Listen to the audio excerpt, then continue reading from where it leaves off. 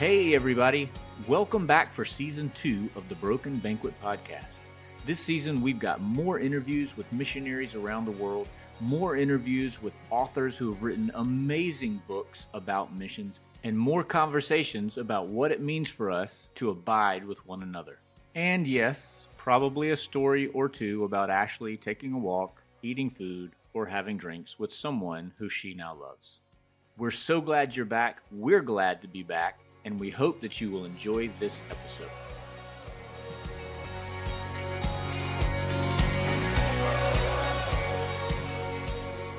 Hello, Ashley. Hello, Will Bailey. How are you? Very fine, thank you. And yourself? I'm doing just fine. I'm really excited that by the time this airs, I will be sitting probably across the desk from you in person. You probably will. That's right. In my office in Costa Rica. Oh, it makes me so happy. Yeah, we're excited. We're excited you're coming and that you're bringing lovely people with you. They are lovely people. They're such lovely people. I'm very happy that we have families from our church that are going to experience the wonderfulness of the Bailey family and Costa Rica mission projects. Yeah. So are we. That's good. That's good. I really like your new swag. I know we talked about this on the last episode, but I really like your new swag that you have on. I can't wait for a new t-shirt. Yeah, me too. I like the swag too. Shout out again to Carrie Irvin at IVB Creative. The website looks amazing. It just went live this week and people seem to like it. So excited about that. And yeah, we've got hats and t-shirts and stickers. Your shirts, not shorts. No shorts. Your shirts and hats have been ordered, so we'll have them ready when you get here. Yeah, we finally have branding. Like every year for the last 20 years, we've just made up some new design for each year and figured maybe it was time for us to actually have like a real logo that would be recognizable from one year to the next. So I'm glad you like it. You're going to see a lot of it. Fantastic. What is that new website address, Will? It's Costa Rica missionprojects.com because that's how creative I am. Easy to remember. I like it. Yeah, check it out. Costa Rica missionprojects.com. There's lots of green. It looks really good because Costa Rica's lots of green. Good color choice. Mm-hmm. Yeah, and it's organic-y. That's a good word, Will. Good word. Well, today is our last couple of interviews from our South Pacific pilgrimage that we took last year. I know. It kind of makes me think we need to be planning on going back. I like that idea. We'll have to see how the rest of this year goes. Okay. Well, is there other stuff going on that, well, anyway. But yes, the last of our series of interviews, the last of less than ideal recording circumstances. I was re-listening to these, preparing for the final edit, and I got to apologize for people with how bad my audio in particular in the first of these interviews sounded. But you know what? We live and learn, and we still don't have an engineer, so we're just doing the best we can. We're accepting applications from any volunteer engineers, sound engineers out there. Right. Yep. Well, I can't wait for our audience to hear and meet Charlotte and her husband, Ty, and Katie. These are young people that I've known for many years now, and was very excited to introduce you to. Yeah, and I think out of all of the people that we talked to while we were on this trip, well, this is going to sound bad, they were the youngest. It was exciting to sit down with some young folks who are serious about their faith, serious about church and serving God in the community and that kind of stuff. So we thought it would be a good idea to record those conversations and let folks hear their voices. Friends, listeners, meet Charlotte and Ty.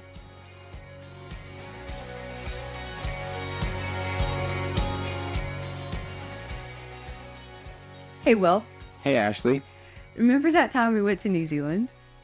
Yes, I do. And remember that time we went to Church Northwest? Yes. And we had a wonderful time of worship worship there. And remember that singer up front? Yes, I do. Oh, my goodness. She is just beautiful, just gorgeous. And her voice is like an angel. Mm-hmm. Her name is Charlotte. And did I ever tell you how I met Charlotte? I don't think you did. So one time, my very first time to Newcastle, Australia, I met Rob and Lynn Branham. Do you remember Rob and Lynn? Yes, I remember Rob and Lynn. So I was at their church, North Lakes Christian Church, and I happened to meet a gal named Charlotte. Mm-hmm. And she was there, and she worked for, I believe it was Compassion International. Mm-hmm. And I remember just hearing all about Compassion, and I just loved this beautiful young woman named Charlotte. Did you share a meal together? We may have had a meal. Mm-hmm. We may have had tea. We probably had coffee. Did you go for a walk? I don't know about a walk that time, but wait for it. Okay, because she cannot be someone that you love unless you shared a meal, gone for a walk, or had drinks together. Well, just wait. Okay. So then, not long after, maybe 2019, after that, Mm-hmm. and I might have come again to Newcastle and seen her again. Don't know about that for sure. But I got a phone call because one of Rob and Lynn's other friends that works with them named Nate, not the Nate that you know, but another guy named Nate. Nate was coming over to the U.S. His name is Nate McGlumphrey. You might meet him next week. Mm-hmm. He came over and he was like, "Hey, you know Charlotte?" And I was like, "Yeah, I know Charlotte." He said, "Well, you know Charlotte's coming by to see Bailey soon." Mm-hmm. And I said, "Oh, right." And so somehow, some way, then Charlotte and I were in touch. And I was like, "Charlotte, do you need a place to stay?" Well, of course, because she was going to surprise her friend Bailey, who had interned in Newcastle during that time. And Bailey was coming home for something. I don't remember. Anyway, and so I was like, "Charlotte, you should come stay at my house." And so then I happened to have Nate McGlumphrey at my house. And Nate, who knows Charlotte because they worked together, served together, lived in the same area of Newcastle. They then, so I took Nate to the airport and surprised Charlotte, which, she was not used to seeing him out of context and was just totally shocked to see him. Anyway, so then Charlotte stayed at my house for a couple of days and we had meals and we took maybe a walk around my neighborhood a couple of times and became fast friends. So what you're saying is you met Charlotte in Newcastle and then she stayed at your house? Yes. I could have just said that. What are you saying? My stories sometimes are longer. It's nighttime. We don't record at night for a reason. You're my Jason Bateman. Does that mean that you're my... No, neither. So back to church on Sunday. Yes. So at church on Sunday, I introduced you to a gal named Charlotte. Yeah. She's since gotten married Mm-hmm. to a fellow named Ty. Yeah. Guess what? Yeah. They're sitting in our living room. What? The same living room that the two of us are sitting in right now? Yes, indeed. In Auckland, New Zealand? That is exactly right. Holy cow. Yes. How did this happen? I don't know. Nate Hutchison. I mean, it was bound to happen because you just know everybody. Well, so here's the thing. You know how this podcast is all about relationships Mm-hmm. and how it's all about abiding Mm-hmm. and how it's about the wonderful, beautiful banquet table of Christ Mm-hmm. that we all come to as equals Yeah. with something to offer, whether it's a special gift, a culture, a intelligence, academia, whatever it is, but we all have something to offer. Mm-hmm. And meeting Charlotte was meeting a kindred spirit, loving how she served all over the world. I can't wait for you to hear more of her story. But it's one of those things of, I thought it would be a great idea to have someone that we've met through mission work, mission field, that we have come into relationship because of the abiding presence, the ministry of presence that we've had throughout the world. And then to hear stories of, we've met with a lot of people from New Zealand and Australia. So I think that being able to hear from two young people who are so in love with Jesus, so in love with each other, and have made it a very big priority to serve Christ throughout their lives, I think that's just a wonderful story that I want to hear again, that I want you to hear, and that I want our listeners to hear. Wow, thank you. Thanks for having us. That was an incredible introduction. We're very similar storytellers. Well, I appreciate all the small details you added in. thank you. Great. You're in the right place.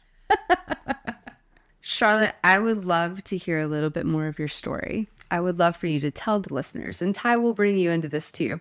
But I just want to hear a little bit more of your story, just background kind of things. So tell all of our folks. All right, let's see what we can piece together. So I am a Kiwi born and bred. I was born here in West Auckland, where we're all congregating tonight. I lived here for 8 years. I went to primary school here for 1 year. We moved to Australia when I was 8. I ended up living there twice as long as I'd lived here. So 18 years we were in Australia. All the while I called New Zealand home. We visited regularly. We had family and friends back here. We went to a church as a family over in Australia for the first few years. Some things happened in the life of that church, and around about high school was when I really started to seek the Lord of my own accord. And so that is eventually how I came to be connected with Rob and Lynn at North Lakes. They had an incredible model of ministry that was very attractive. They were very active in the community. Yeah, eventually I joined that church. That's where Rob really encouraged me to get involved in the music team. Like I said, they had an active youth group. Tell me about your first dip into Compassion. Right. About 6 years ago, I wound up back here in Auckland by myself for a month.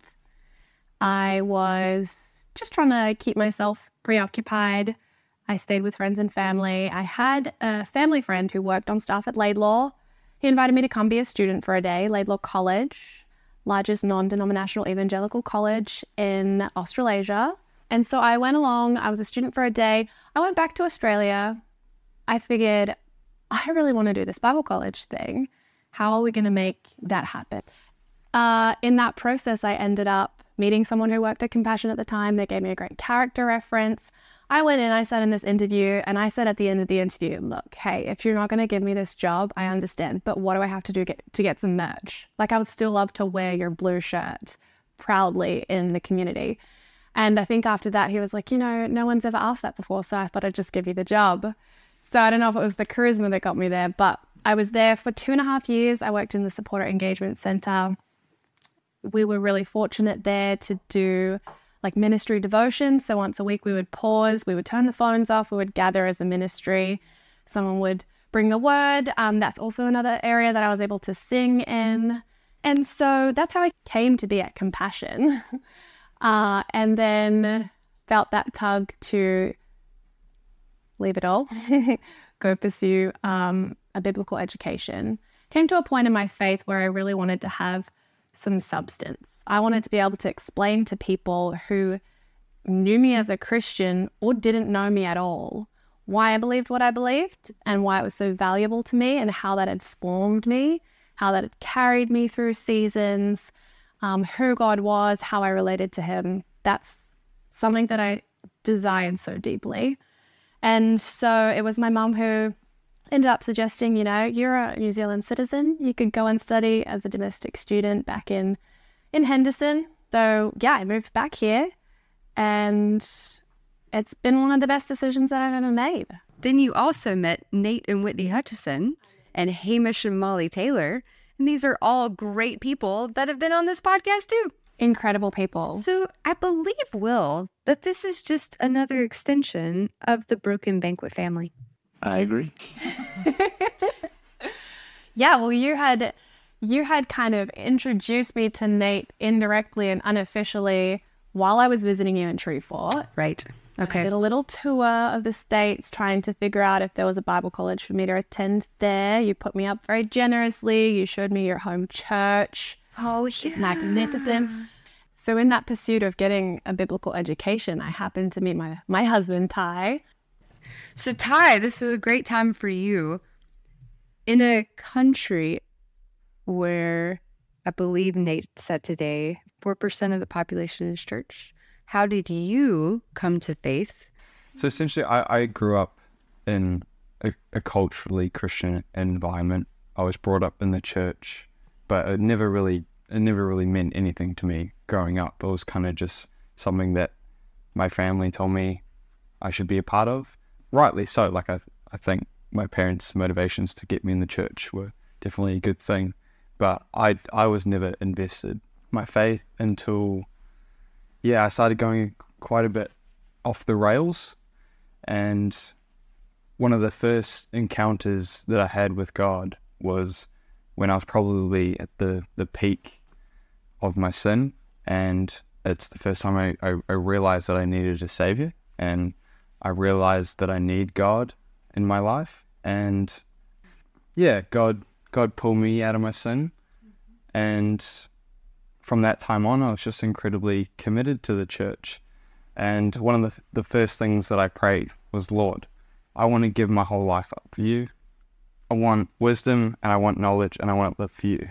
And essentially I just finished up at school, which was like another year, and I went straight into uni, and I haven't left uni since. So I'm assuming, just based on the little that we know about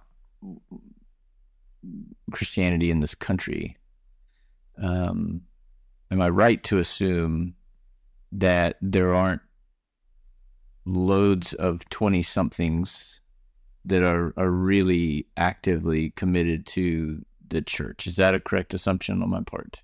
Yes, that's a correct assumption. From the last time I looked at statistics, I think it's the university level where it's the biggest drop-off. Mm-hmm. I assume similar to America and other parts in the Western world. But there are still kids growing up and their parents are Christian. Mm-hmm. But once they get to that university level and they start leaving the home, it seems like that's the place where a lot of people are leaving the church. So people my age, like 20, 21, recently fresh out of school, there's not a lot of Christians in that demographic. I think it has something to do in part with the COVID pandemic that we've navigated here in New Zealand. I think it also has something to do with the consumeristic, individualistic society that we are living in.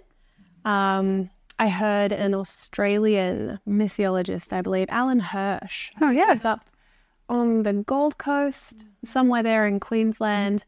And he was talking about how if your church is made of consumers and you stop delivering the product, well, you're going to wind up with an empty church. Loose paraphrase.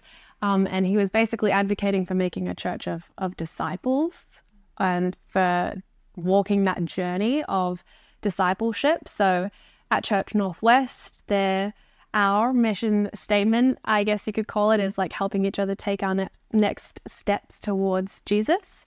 And so we kind of coexist in these two bubbles, I guess you could say, of Church Northwest and Laidlaw College. And whilst we do know people outside of those contexts who also share the faith, contend for the faith, live out their faith, I think we also engage in contexts that aren't Christian. So, for example, Ty plays cricket year-round, different seasons of the year, and that's one environment that he views as his mission field. And that's something that I have grown to really embrace, because I see the way that he uses that as an evangelistic platform to go out there and to conduct himself with integrity as a man of God. And there's also, there's a few crises even in West Auckland, of like homelessness, lack of employment. There's been a lot of crime recently, and so there are great needs in the community. And I'm really grateful that throughout my journey at Laidlaw, I've made like-minded friends who, if we're going through the Macca's drive-thru and we see someone in need of a meal, the least we can do is to roll down the window and ask them what they would like for lunch today, and to connect them with a ministry in the area if that's available. And so, it's something that we have to reflect on often. What is this day and age? What is the society that we're living in? How is it influencing us and the people around us? We really thrive on a few of the lectures we've taken throughout our theology degrees. So Majority World Theology last semester was really insightful, just hearing about the different prevailing theologies from different cultures, local and abroad, because Laidlaw, again, is a melting pot of cultures. So we have people from Pacific Islands, people indigenous here, the Maori. And yeah, it's something that we constantly need to be engaging with. I think you raise a really good point around consumerism and Western cultural values, because I think that oftentimes in the church that we can think mission is just about, it's either just about evangelism or just about evangelism and social justice, which are both really important parts of the Christian mission, of course. But I think the West has completely neglected what the needs are in their own cultural context. I think a big part of the Christian mission in the West is fighting the really harmful cultural values that are directly opposing the gospel and directly opposing God's kingdom. So like you said, consumerism, materialism, individualism, anthropocentrism, all these big isms. Yeah, all the big ologies. that are really, really attacking Christian faith. Yeah, you're exactly right, Ty. You're exactly right. Because I was going to say the products of that are isolationism, the loneliness, the suicide rates, all of the things that are the results of those isms. And I would, in addition to that, I would also say that it seems like a lot of the time the secular culture is also kicking the church's butt. Not only is these values prevalent in our culture, but they sneak into our church. Mm-hmm. And a lot of Western churches are oftentimes looking more like the secular cultures than they are who they're called to be. Mm-hmm. And I think it's really important to remember that we need to know our cultures like the back of our hands. Mm-hmm. We need to know our blind spots. We need to know how we're shaped and we're formed by our worldviews, and how the Christian faith is called to oppose that. And of course, not all of culture is wrong, as I'm sure you guys have talked about before in your podcast. But the non-Christian aspects of culture, the stuff opposing God's kingdom, we need to be aware and we need to know what we're fighting against, because it's hard to win a battle that when you don't know who you're fighting. Yeah. One of the things that we talked about from the beginning is we want to help people rethink in local churches what mission means, what mission relationships should look like, what healthy mission relationships should look like.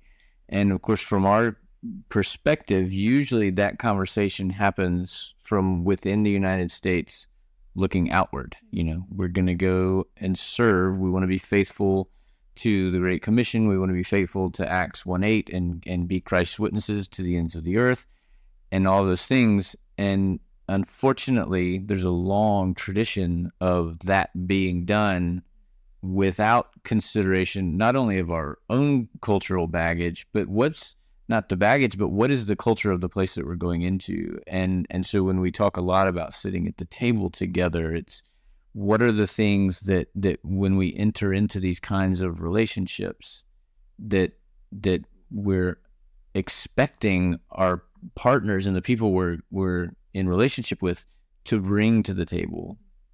But I need to do the hard work, like you say, Ty, of paying attention to my own personal cultural blind spots maybe before I can take my seat at the table in a way that's going to be healthy. Otherwise, I might wind up bringing a whole bunch of poison to the table. And so there's so much work to do. I think it's so encouraging. I remember the first time, of course, Nate was interview number 2. Like the first full interview we did with someone was with Nate. And him talking about New Zealand being sort of a post-Christian nation and how a lot of signs point to the fact that the U.S. is pretty much heading in that direction. Sooner or later, those numbers are gonna go that way, and to have voices from what is a Christian minority being heard, I think it's going to take an awful lot of humility for people from where we're from, Ashley and I, to hear those voices. But we have to, So to me, it's encouraging to hear you two talk and to hear the way that Nate and Hamish talk about a couple of young adults in the church that are so committed to being thoughtful about how they're going to commit their lives to serving God and serving the church. And I'm hopeful that there are a whole lot more people like you guys that are going to do that hard work, because we've kind of made a mess of things. But we do that, which begs the question, your generation that's coming up with this, and I've seen this in just several young people with this fire and reinvigoration of serving Christ. So what is it that generation, your generation, is bringing to the banquet table? What are the specific things that y'all are bringing to the table? You're now the spokespeople for everyone between the ages of 20 and 30. Yes. Everyone. Yes. It just narrowly includes both of us. I would say, from my perspective, there's something that comes with youth is obviously energy, a bit of vitality. So I think it's really helpful to have. This is why I think it's so important to have intergenerational churches, right? Because the youth are always going to bring something that the young adults or adults or the elderly in the church don't have, and then the elderly in the church are going to always have something that the youth doesn't have. So this is why intergenerationalism is so important. But yeah, specifically what youth brings, I think they do bring a lot of energy, they bring a lot of passion, and I think that just needs to be channeled well. I think that we need our leaders to step up and shape this passion towards good theology and to good practice. So yes, I think youth brings something very specific, but it has to be complementary with what the rest of the church brings. And that's wisdom, and that's guidance, and that's leadership. I hope I can articulate this well, but I know that in my own personal spiritual formation, I've matured in my ability to engage with weighty matters. I used to say, and perhaps I was in a state of spiritual immaturity, but just not yet engaging with the influences of the Christian and secular world, trying to develop a biblical worldview that's faithful to Scripture and to the sources that we want to be framing our lens through. I used to think that there were things that were either too difficult to engage with, or I had just readily accepted that this side of heaven, I wouldn't know. It wasn't for me to know. It wasn't for me to plunge those depths and to try and gain any kind of radical, revolutionary understanding that would then influence the people around me and their practice. But I think that just as we've gone through Bible college, the idea that we have to, so I think, I hope I get this right as well, Laidlaw's motto, and I put this in my application when I applied to study, is helping students to be equipped with a faith as intelligent as it is courageous. Ooh, I like that.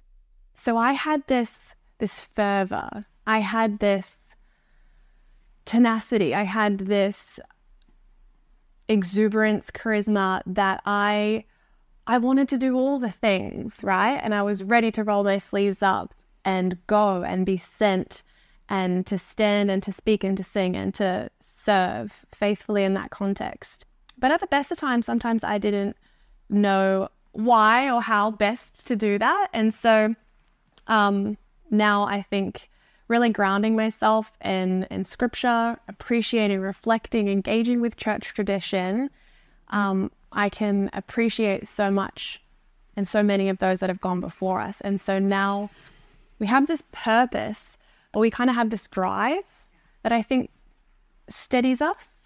And so we look at the church leaders in front of us, and I see them as, as a kid, when people dream of being astronauts or of being like musicians or of being, we dream of like serving the church and like encouraging people in their spiritual disciplines to grow in wisdom and maturity and their love for God, because we've seen how deepening that love for God deepens our love for neighbor and really invigorates us. And we are most alive. I said this before, but we're most alive when we're engaged in the life of the church.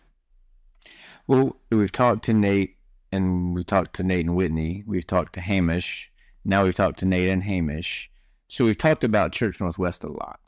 4-year-old church in a new location. How would you describe your role at the church as a young couple, as young adults in the church? And then there's some very specific sort of concrete ways that you're serving.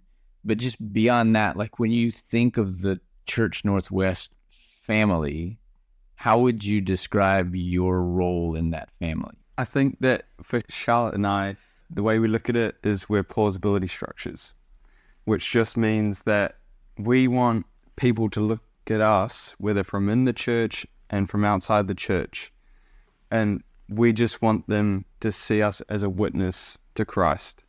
And however that looks like serving in simple ways, like Charlotte has said, helping sit up in the mornings, or singing for Charlotte, obviously not me, but singing, or whether it's teaching, getting the odd opportunity to preach a sermon, or whatever it is.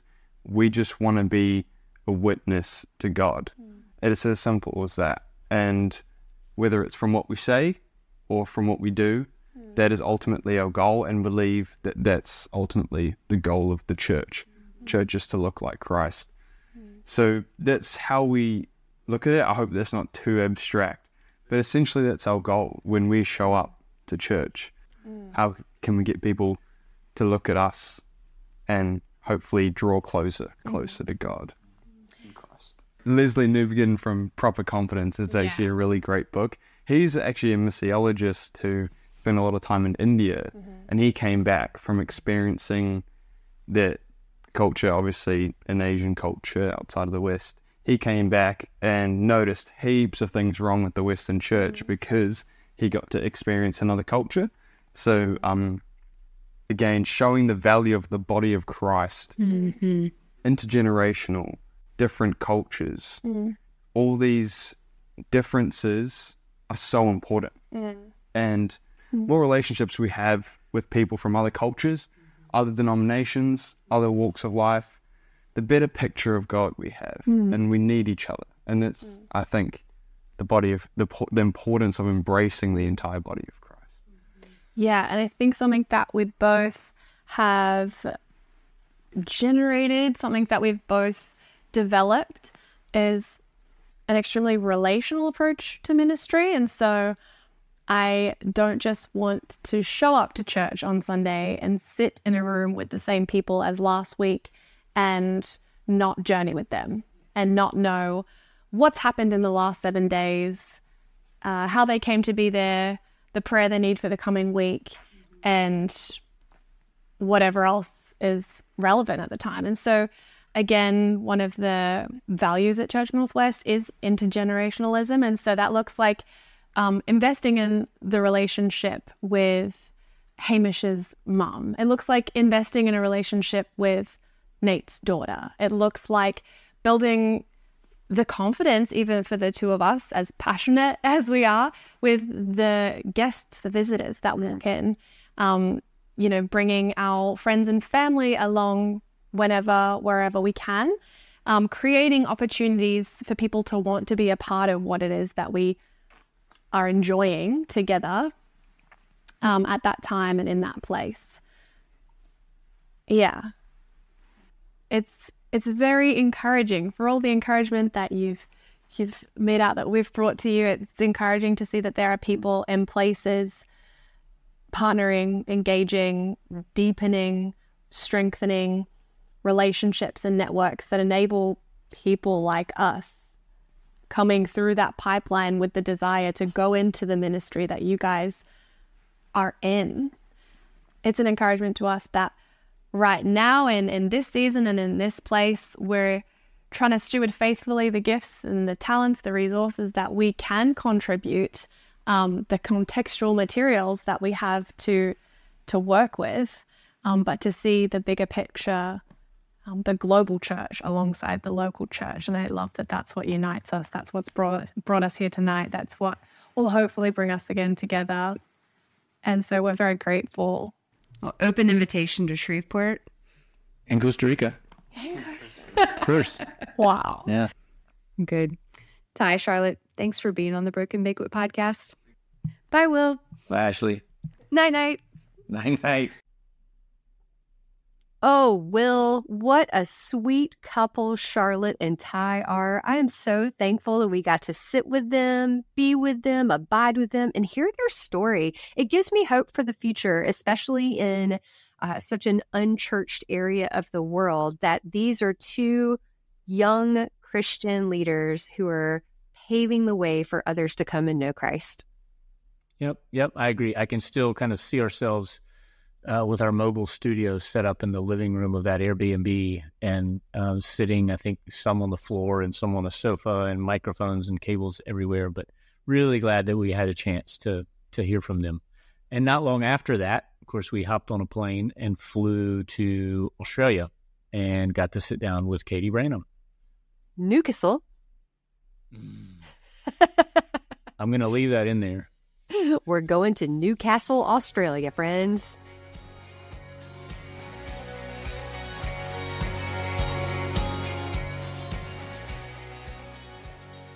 Hey, Ashley. Hey, Will. How are you? I'm doing great. And you? I'm good.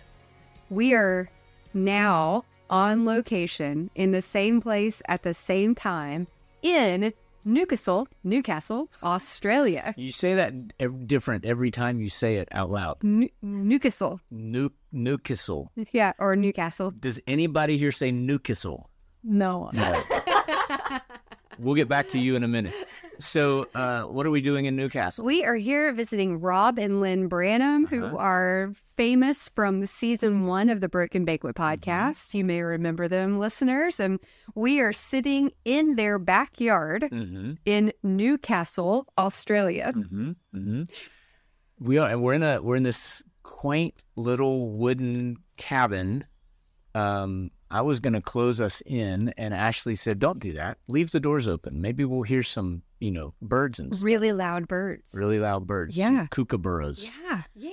And warbling, what was that yesterday? Magpies. Warbling. Maybe we'll get some warbling magpies on the Broken Banquet. Or the, what are they called? Macaws? No. That's in Costa Rica. Oh, that's in Costa Rica. I don't know. Do y'all have macaws? We'll get back to you in a minute. I wonder if they have macaws. I don't know. Somebody should Google that. Well, that really pretty bird. Do you remember the really pretty bird yesterday? Yes, I do. The green one with all the pretty colors? Just like green, red, purple, little parrot-looking thing. Yeah. What was it? I don't know. So, Listeners, we're trying to make our guest feel really at home and comfortable. well, she is at home. This is literally in her home. I do what I can, friends. I do what I can. In addition to being at home, we're trying to make her feel Comfortable, there you go. happy, pleasant, ready Relaxed. to talk to us. Relaxed. Yeah. Yes.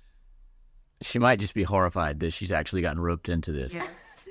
But friends, we are so excited to introduce to you the one, the only, who can light up the world with her smile, Katie Branham. Hey, Katie. Hey guys, how's it going? Welcome to the Broken Banquet. Oh, I'm so honored to be here. Katie is now the youngest member that we've had on the Broken Banquet podcast. Katie, how old are you? 23. 23. Yeah. Welcome. Welcome. We wanted to ease into this. Yes. Are you ready? Rapid fire questions just to get to know you, Katie, to just loosen us up, to get excited, to get us talking about things, and then we'll get into the nitty gritty. Yes. The real, who is Katie Branham? Oh, no. Okay, are you ready? Yes. Who was your favorite member of One Direction while One Direction was a band? And part 2 of this question, who is your favorite solo artist that came out of One Direction? I would say one, when they were together, Louis Tomlinson, 100%. Me too. I felt like I had a connection with her, which like love Louis. Ever since I went to his concert, their concert, together. But solo, I would say Harry. It's gotta be. Of course. Although Niall, Yeah, no, I'm a Nile girl. I have no idea what they're talking about. Question 2. yes. What is the favorite country you have traveled to? I would say Italy. It has to be Italy. Good. Who did you go to Italy with? I just went with some really cool people. Yeah. You know, like they were from America, but not just America, Costa Rica, all over the world. It was a really good trip. That was a great trip. All right, number 3. Favorite Australian food? Vegemite. Really? I love Vegemite. my. Oh my. You haven't We haven't had it yet. And I haven't brought it up on purpose because I'm not a real adventurous eater. So I'm kind of hoping that no one suggests I try it. Because I don't want to be ungracious and hurt someone's feeling. You know, like if it's Katie's favorite food in the whole world and she's like, hey, Australia. this is great. Try this. And I'm going to be like, Do you like it on toast with butter? Yes, it has to be prepared like the right way. So oftentimes Australians, when they're trying to like trick people, they'll like lather it on like Nutella, but you gotta like do a thin spread with butter on like the right bread, and then it's prime. pardon my ignorance, but what does Vegemite actually come from? It's yeast extract. That sounds even more divine. Really? I think what they do is like, you know, at the bottom of like beer barrels, there's like a sludge or something. I could be wrong, but I think that's then like the yeast that's been just like separated from the beer. Here's your beer sludge spread. Oh, on that note. Sorry. Sorry. Okay, well, Christmas is coming. What is your favorite Christmas tradition? Oh, we have like a Santa hat in our family that's probably been with us since like I was 5 years old. And we always choose someone different in the family to like wear the Santa hat, and then they pass out all the presents. I thought you were going to just say they pass out. Like it's a really powerful hat. It's so overwhelming when you get to wear the hat that you just pass out when you put it on. Thanks for clarifying. Next year that'll happen. Call us on Christmas Day and let us know how it goes this year. We'll pass it out. All right. You're a Swiftie. Favorite I am. album? See, I feel like it changes every day. Oh, okay. But Okay, well, you want to rank them?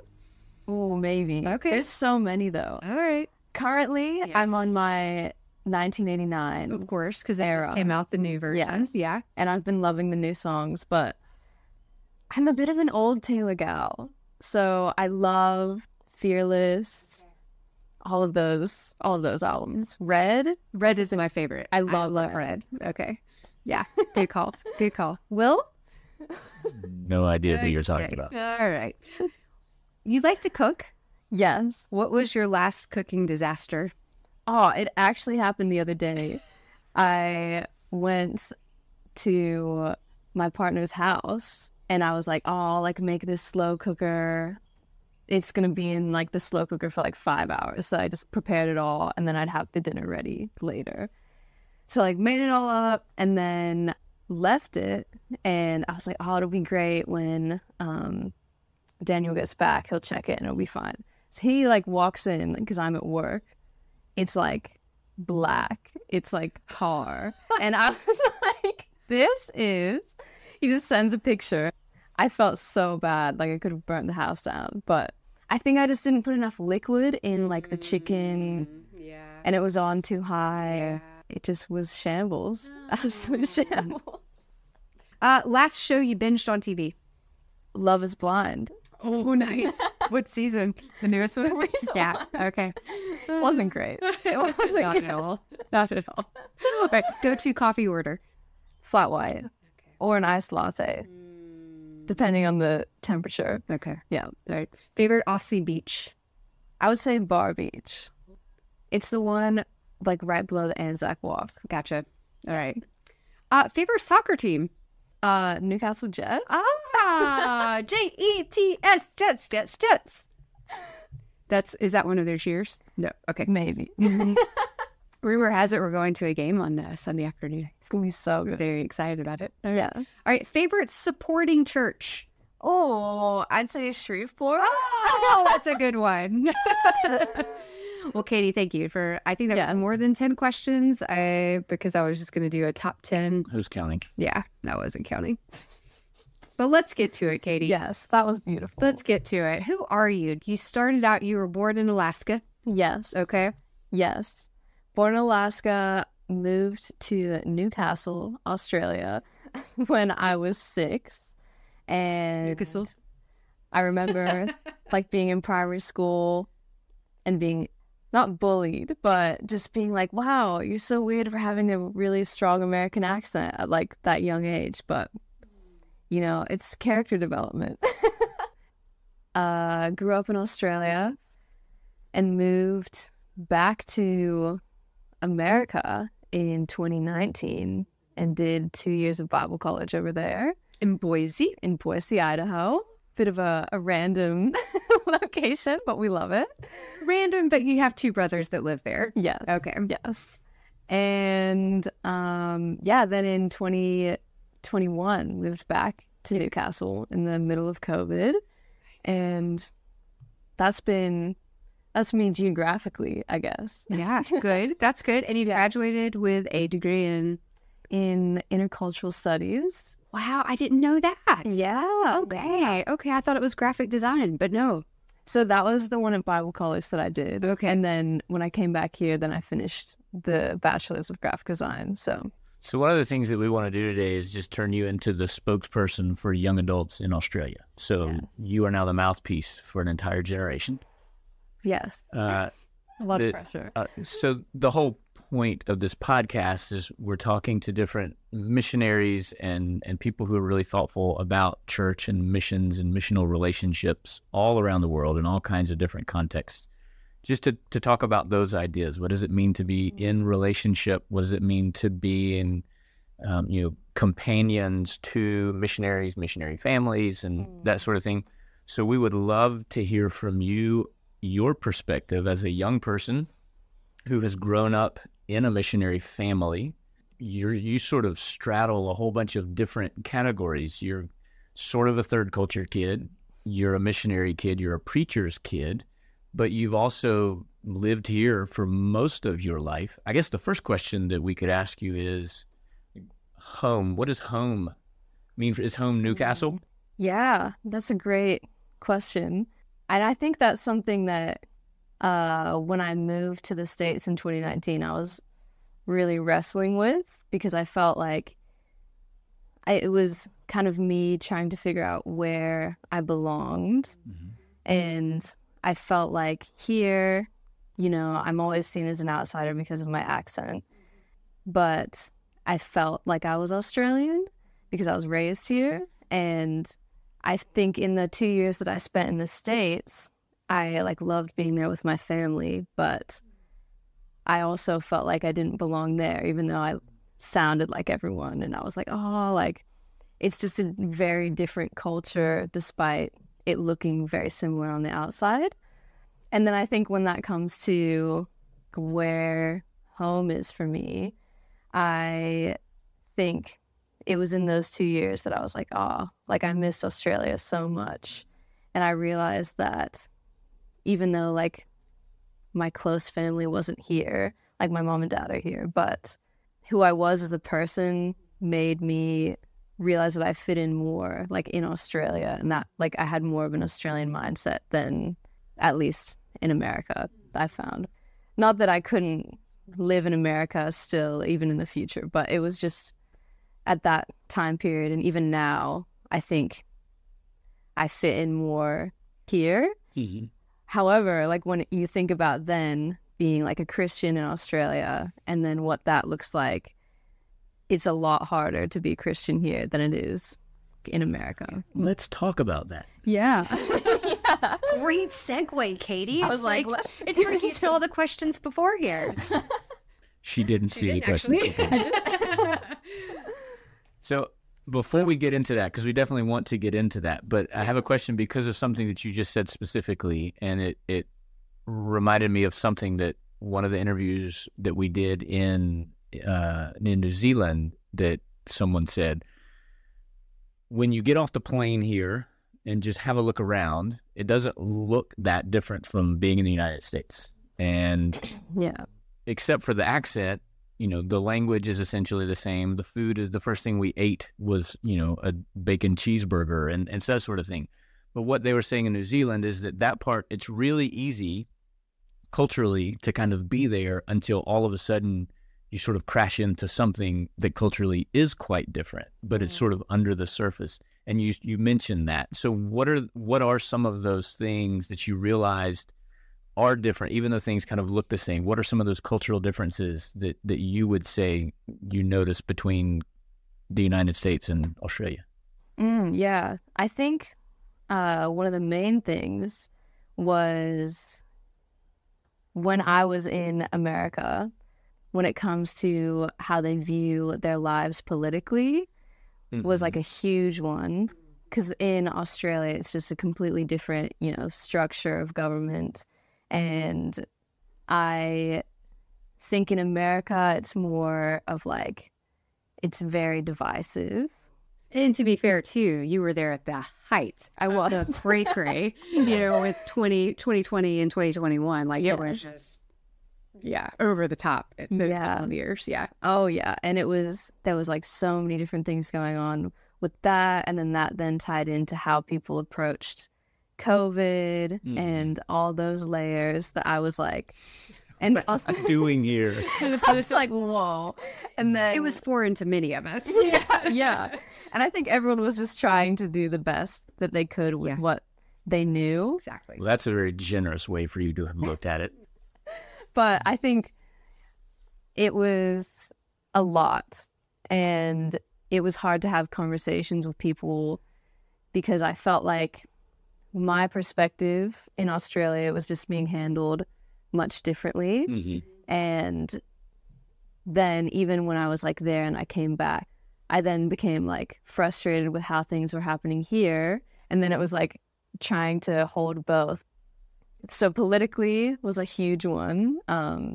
That's a big difference. And I'd say socially, there are some pretty big differences. And like when you're making friends, I think Australians, I'd say that they're very honest and very genuine when it comes to like their connections. Well, I would say too that being at a Bible college and with your brothers who are both pastors at a church, you were in a very Christian community. Very Christian. Perhaps here in Australia, in Newcastle, Yes. it's not quite the same. Yeah, I was immediately like, I had heaps of community that was just given to me like when I went to Boise, Idaho, and I was able to get connected really fast. And they just don't have, like, they have churches here, but the Christian landscape just looks different. And even like the lifestyle sometimes can be different to how people live in like the week compared to like on Sundays.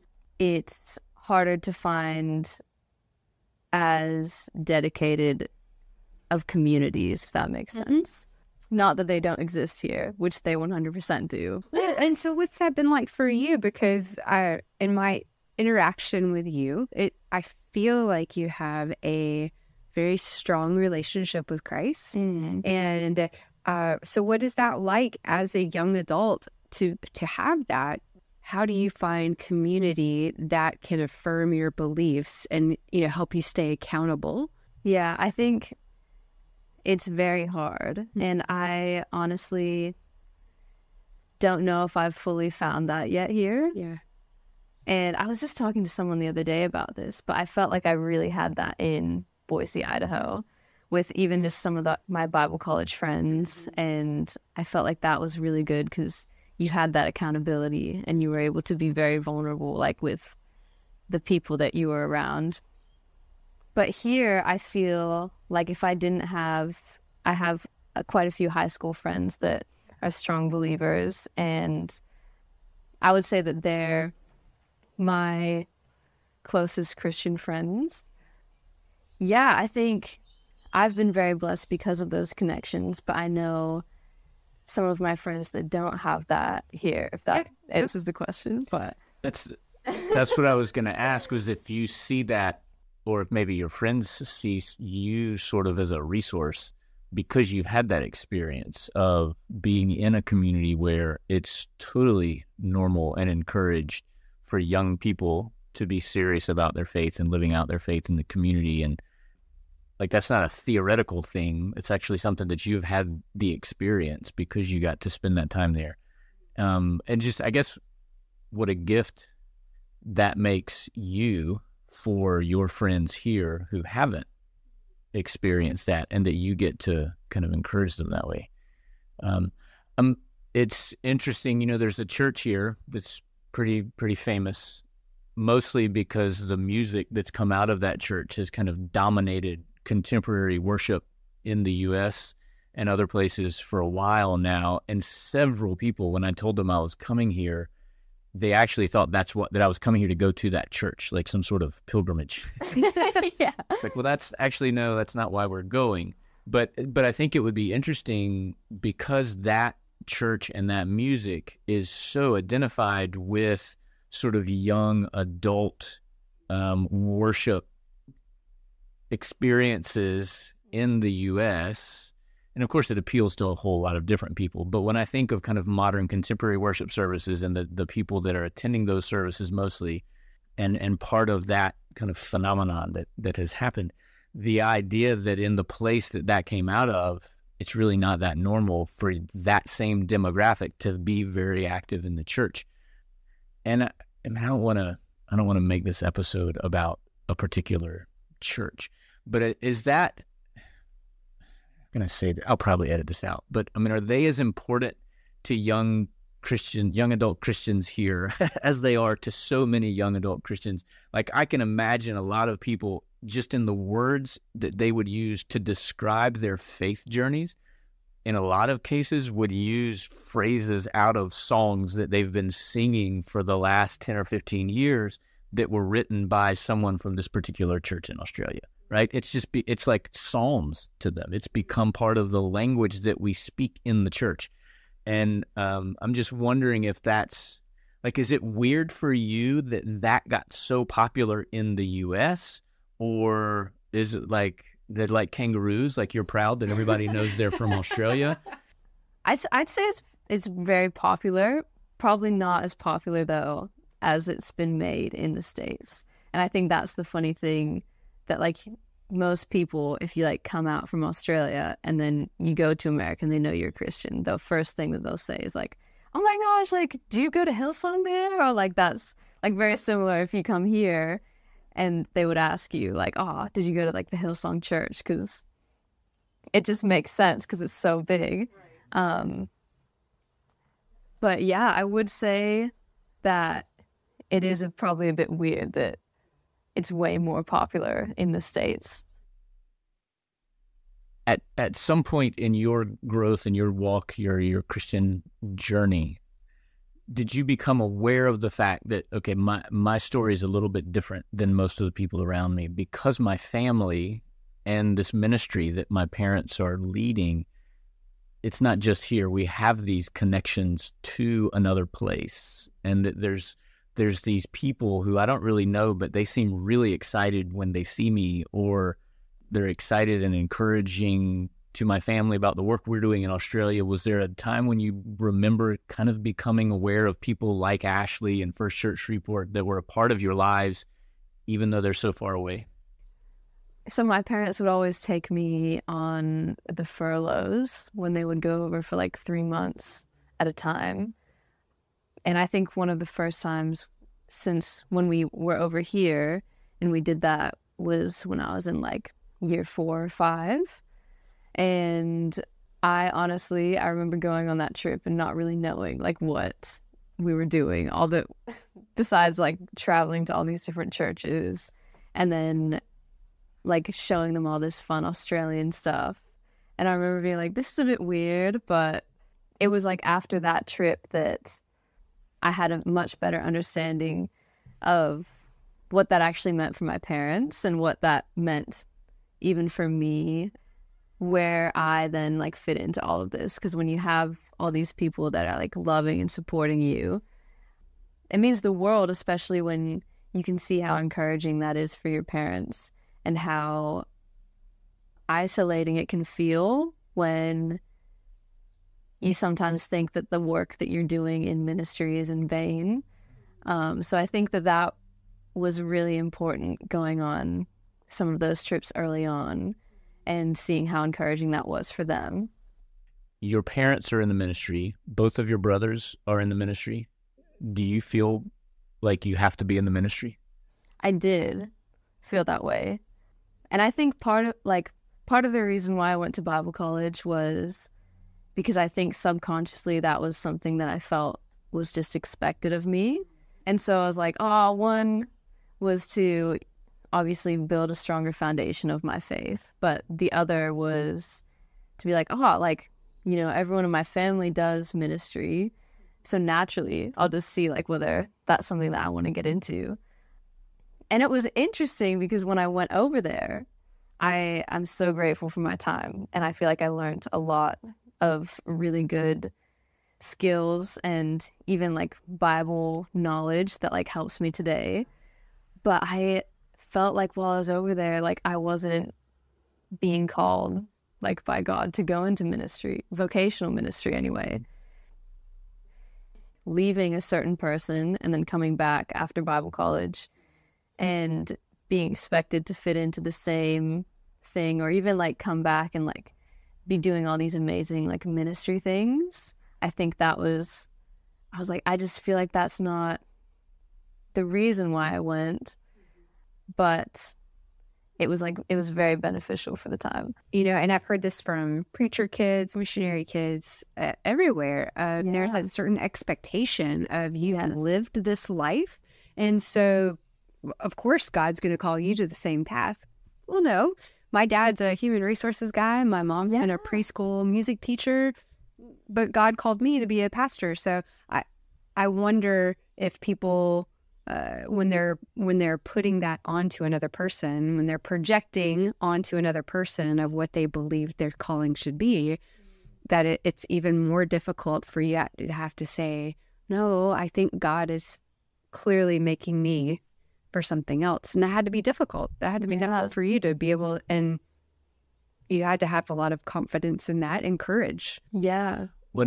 And I think too, just being aware of how you, as the child of missionaries and pastors, perceive that kind of pressure and expectation. Like, I think there's very few people who honestly would sit down with a 17-year-old and say, since your parents are pastors and so are your brothers, you're going to be a pastor too, right? I mean, they might. Clearly. There may be someone who would pat you on the head and say something like that. But I think really deep down they realize that's just incredibly unfair. Right. But I think at the same time, there is sort of this unspoken, people actually, so in Spanish, if you add ITO or ITA at the end of a word, it turns it into the diminutive form. So it's like the smaller form of the same word.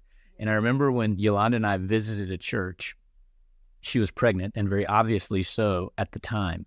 And they actually introduced us to the church by saying, here are missionaries, Will and Yolanda, and La Misionerita, the little missionary, meaning the one that was in Yolanda's belly. And so it's like, even from the time she was in the womb, people were already sort of having that expectation. And, if that's what she chooses to do with her life, great. And if she chooses to do something completely unrelated, great. I just hope she'll love Jesus. Kind of what I want to say right now is just how proud we are of you and the person that you are. And regardless of where your journey takes you, whether it's vocational ministry or something else, but just the fact that you have been able to have your own journey. Well, no, because there are very few people, I imagine, that meet you and cannot say what makes you different, because you have this infectious joy that is just natural and God-given. You're beautiful, Katie. You're beautiful. Guys, stop. No, but I think... that's amazing that that's your viewpoint on your daughter. And I think that very similarly, my parents had a similar viewpoint. And I think that that's one of the main reasons why, like, even my brothers wanted to go into ministry, because we all had the choice.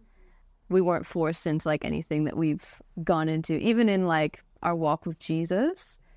And I think that that's been really important for all of us to find. We were raised very well in our spiritual walk, but then we were also given that space, I think, to choose to follow Jesus on our own. Good job, Robin Lynn. Love him. Love him. Well, another question would be, one piece of advice would you give to a supporting church on how best to love a missionary kid? I think even just like loving the parents well. Because I think when you, as a missionary kid, see how much your parents are being loved and supported by the supporting church, it just makes you feel more encouraged knowing that they're encouraged. Because I think sometimes, like, depending on your age, like when I was younger, I wouldn't really know what like a supporting church was doing even for me. But looking back, I can see like, wow, I'm so grateful. Even looking after like some of those needs that you wouldn't specifically think is needed when you're like on furlough, or like, I think letters, I love letters. I'm a very like words of affirmation person. So letters from people who like are loving and supporting you that don't even really know you, I think are very important. So that's the advice that I would say. Good piece of advice, Katie. Is that Great good? piece of advice. Yep. Great. Well, we're grateful, Katie, that you took time out of your morning to sit and have a conversation with us. We've been really blessed over the last couple of weeks to sit down with so many different people with so many different experiences, but who've been willing to share with us and provide insights into their experiences in the mission field. Yeah. Now, you know, we got to spend time together last year in Italy, and but that time that our families all got to spend together in that place was just really such a unique experience. And to feel connected to you all, and for Isabella to remember you fondly, and you talk about letters and stuff, but she would not let me leave the house without a letter that she wrote and sent to you that I will be giving to you.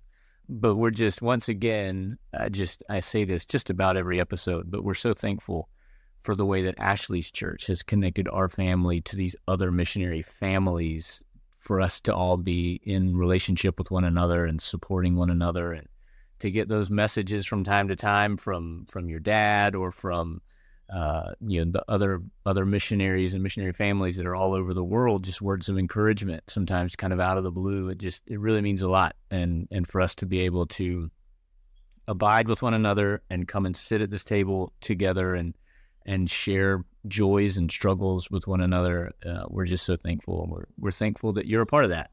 Aw, well, I'm honestly, that was a really special time, and I'm so grateful for you guys as well. Me too. Well, Ashley. Great job, Will. Great job, Ashley. Yeah, man. I hope you have a good day. You too. Okay. Bye. Bye.